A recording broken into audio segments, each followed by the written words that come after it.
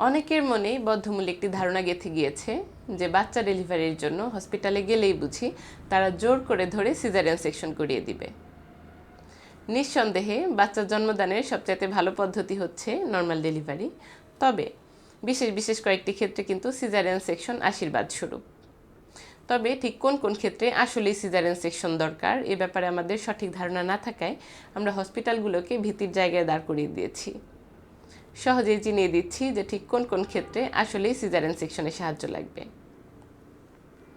Central placenta previa, অর্থাৎ গর্ভফুলটি যদি জরায়ুর মুখকে সম্পূর্ণরূপে আবৃত করে রাখে সেক্ষেত্রে অবশ্যই সিজারিয়ান সেকশনের সাহায্য লাগবে।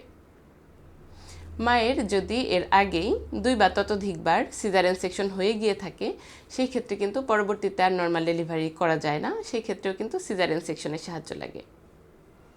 মায়ের পেটে যদি 2 বা ততোধিক বাচ্চা থেকে থাকে অর্থাৎ মাল্টিপল প্রেগন্যান্সির ক্ষেত্রেও কিন্তু আমরা সিজারিয়ান সেকশনের সাহায্য চাই।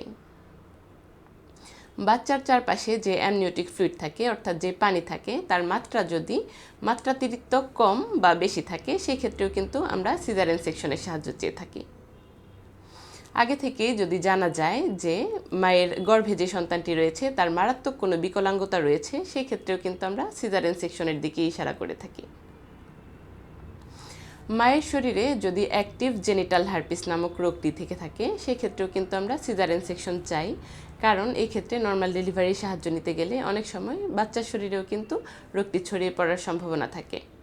এছাড়াও যদি আগে থেকেই মেপে দেখা যায় যে বাচ্চাটির সাইজ মায়ের বার্থ প্যাসেজ অর্থাৎ যে রাস্তাটি দিয়ে বাচ্চাটি নর্মাল ডেলিভারি হবে সেই রাস্তার তুলনায় অনেক বড়, বা মায়ের বার্থ প্যাসেজে এমন কোনো অবস্ট্রাকশন বা টিউমার রয়েছে যে রাস্তা দিয়ে কোনোভাবেই নর্মাল ডেলিভারি সম্ভব নয়, সেই ক্ষেত্রেও কিন্তু আমরা আগে থেকেই সিজারিয়ান সেকশনের কথা বলে থাকি। ডেলিভারির সময় একদম ঘনিয়ে আসার পরেও যদি বাচ্চার মাথাটি নিচের দিকে না নামে অর্থাৎ বাচ্চাটি ব্রিচ বা অবলিক পজিশনে থেকে যায় সেই ক্ষেত্রেও কিন্তু আমরা আগে থেকেই সিজারিয়ান সেকশনের কথা বলে দিই।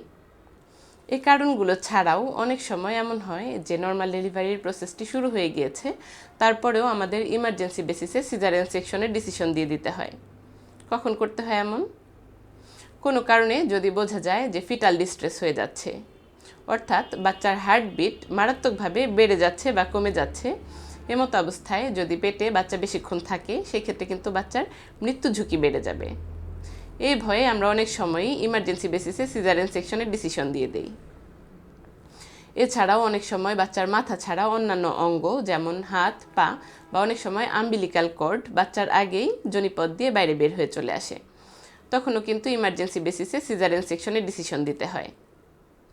অনেক সময় এমন হয় যে বাচ্চা ডেলিভারির প্রসেসটি শুরু হয়ে গিয়েছে কিন্তু এরপরেও 18 থেকে 20 ঘন্টা সময় পার হয়ে গিয়েছে এবং আশানুরূপভাবে বাচ্চার মাথাটি নিচের দিকে নামছে না, তখনও কিন্তু আমরা ইমার্জেন্সি বেসিসে বাচ্চার জীবন রক্ষার্থে সিজারিয়ান সেকশনের সাহায্য চেয়ে বসি। অনেক সময় এমন হতে পারে যে ডেলিভারির প্রসেসটি শুরু হবার আগেই জরায়ুর গা থেকে গর্ভফুলটি আলাদা হয়ে যাওয়া শুরু হয়ে যায়, তখনও কিন্তু ইমার্জেন্সি বেসিসে আমাদের সিজারিয়ান সেকশন করে দেওয়া লাগতে পারে।